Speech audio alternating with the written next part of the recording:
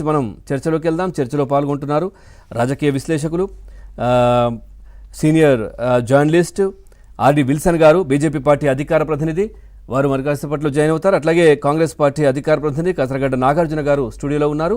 ఇటు టీడీపీ అధికార ప్రతినిధి ఎస్పీ సాహెబ్ గారు కూడా లైవ్లో సిద్ధంగా ఉన్నారు. అందరికీ నమస్తే అండి. ముందుగా సాహెబ్ గారు, అసలు ఏం జరుగుతోంది? పూర్తిగా ఒక్కొక్కరుగా వైసీపీకి సంబంధించినటువంటి నేతలందరూ కూడా కనుమరుగా ఇవ్వడము, లేదంటే అప్స్కాండ్ అవ్వడము, లేదంటే హాస్పిటల్లో జాయిన్ అవ్వడము, లేదు అంటే పోలీస్ స్టేషన్ ఇటు ఏదైతే మన జైళ్లలో ఉండడము, ఇదే జరుగుతూ ఉన్నటువంటి పరిస్థితి. ఇంకా కూడా ఎవరిని ఎంక్వైరీ చేసినా, ఎవరితో మాట్లాడినా ఆ మూలాలన్నీ కూడా ప్యాలెస్ వైపే చూపిస్తా ఉన్నాయి. పవన్ గారు, తమరికి ప్యానెల్లో ఉన్నటువంటి మిత్రులు నాగార్జున గారికి, విల్సన్ గారికి, ఏబిఎన్ వీక్షకులందరికీ కూడా నమస్కారం అండి. ఈ వైకాపా ప్రభుత్వం అధికారంలో ఉన్నప్పుడు మరి ఎన్నో స్కామ్లు అండి. మేము చాలా సందర్భాల్లో చెప్పాం. ల్యాండ్, వైన్స్, మైన్స్, వీటితో పాటు దందాలు. ప్రధానంగా చూసుకున్నప్పుడు ఏంటంటే ఈ లిక్కర్ స్కామ్ లో ఓన్లీ కమిషన్ల రూపంలోనే 4,000 కోట్ల రూపాయలు మరి ముడుపులు చెల్లించారనేటువంటి వాస్తవాలను సిట్ అధికారులు బయటకు తీస్తున్నారు. ముడుపులుగా 4,000 బయటకు వెళ్ళిపోయాయి. ఓన్లీ 4,000 కోట్లు అండి. ఇది కూడా కమిషన్ రూపంలో.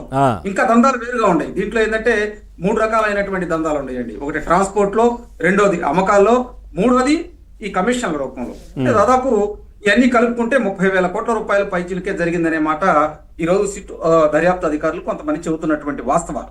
కానీ ఎప్పుడైతే ఈ లిక్కర్ స్కామ్ లో విజయసాయి రెడ్డి బయటకు వచ్చి ఇది 2019లో మా ఇంట్లోనే జరిగింది, ఈ సమావేశం బంజారా హిల్స్ లో జరిగింది, దీంట్లో కీలకంగా ఆ రోజు ఉన్నటువంటి జగన్మోహన్ రెడ్డి గారి యొక్క ఆదేశాలతో జరిగిందండి ఇది వాస్తవంగా.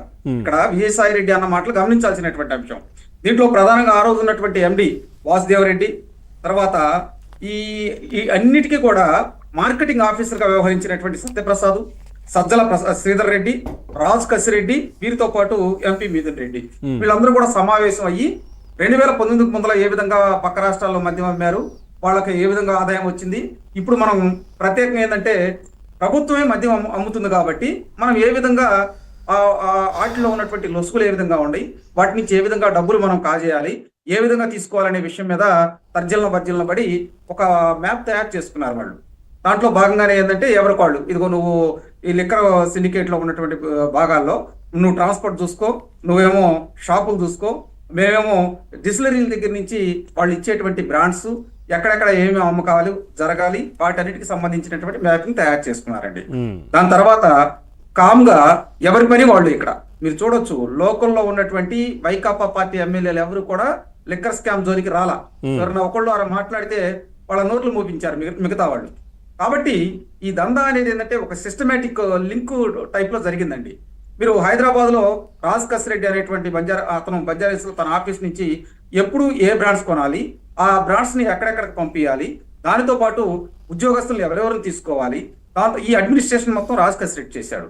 ఇక్కడ సజ్జల శ్రీధర్ రెడ్డి అనేటువంటి వ్యక్తి ఏంటంటే వీళ్ళకి అనుసంధానంగా ఈ ఏ బెవరేజెస్ ని ఇక్కడ తీసుకురావాలి, డిస్టిలరీస్ దగ్గర నుంచి ఎంతెంత డబ్బులు వీళ్ళు గుంజేయాలి అనేది అతను చూశాడు.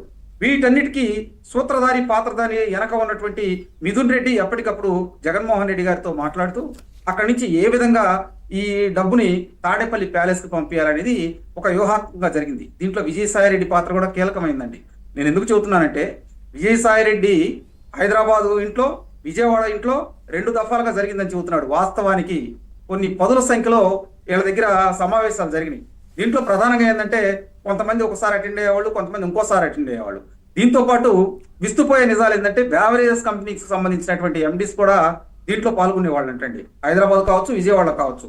ఇవన్నీ కూడా సిట్ దర్యాప్తులో కీలకమైనటువంటి విషయాలు బయటకు వస్తూ ఉన్నాయి.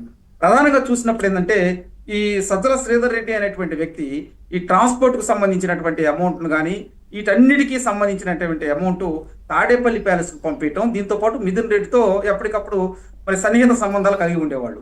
దీంట్లో నేను కొన్ని విషయాలు చెబుతా. ఏదైతే ఈ మనం ఢిల్లీ లిక్కర్ స్కామ్ ని చాలా సార్లు అనుకున్న 100 కోట్ల స్కామ్ జరిగిందని, కానీ ఇక్కడ 1000 కోట్లు ఏపీ లిక్కర్ స్కామ్ జరిగిందండి.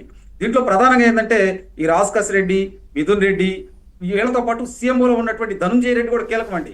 అప్పుడు ఉన్నటువంటి ఓఎస్సీ కృష్ణమోహన్ రెడ్డి గారు కూడా, ఈయన కూడా, వీళ్ళందరూ ఏంటంటే నగదు రూపంలో ముడుపులు ఏ విధంగా డిస్టిలరీస్ నుంచి తీసుకోవాలి అనేది ప్రధానంగా వాళ్ళు చేసినటువంటి వ్యూహాత్మకమైనటువంటి ఆలోచనలు. దీంట్లో భాగంగానే ఏంటంటే మరి జగన్మోహన్ రెడ్డి గారి ఆదేశాలతో మరి ఎస్పీవై ఆగ్రో ఇండస్ట్రీస్ కి 45 కోట్ల రూపాయల రుణం కూడా ఇప్పించారు. ఇది ఎవరి ద్వారా ఇప్పించారు ఏందనేది ఏంటంటే ఈ ఇండస్ట్రీస్ కి సంబంధించినటువంటి వ్యవహారంలో ఎప్పటికప్పుడు ముందరకెళ్తూ దీంట్లో ఎస్బీఐ ఆగ్రో ఇండస్ట్రీస్ ఖాతాలోకి డీ కార్డ్ లాజిస్టిక్స్ అనే దగ్గర నుంచి అలాగే సన్హోక్ ల్యాబ్స్ ఖాతాల్లోకి ప్రతి నెల 1 కోటి రూపాయలు రొటేటింగ్ ద్వారా వచ్చాయండి.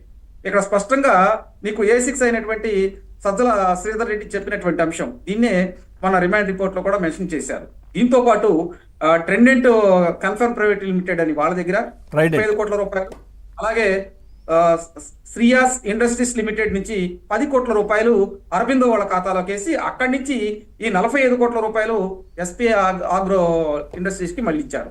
ప్రధానమైనటువంటి విషయం ఏంటంటే ఈ నేను చెప్పుకొచ్చిన ఈ మొత్తం కూడా అరబిందోకి సిస్టర్స్ కన్సర్న్ కంపెనీస్ అండి. దీంతో పాటు అదాన్ డిస్టరీస్ కి ఒక 60 కోట్లు మళ్ళీ తీసుకొచ్చారు. అది అసలు దాంట్లో ఎక్కడి నుంచి వచ్చినాయి ఏందనేది కూడా కూపీలాగారు.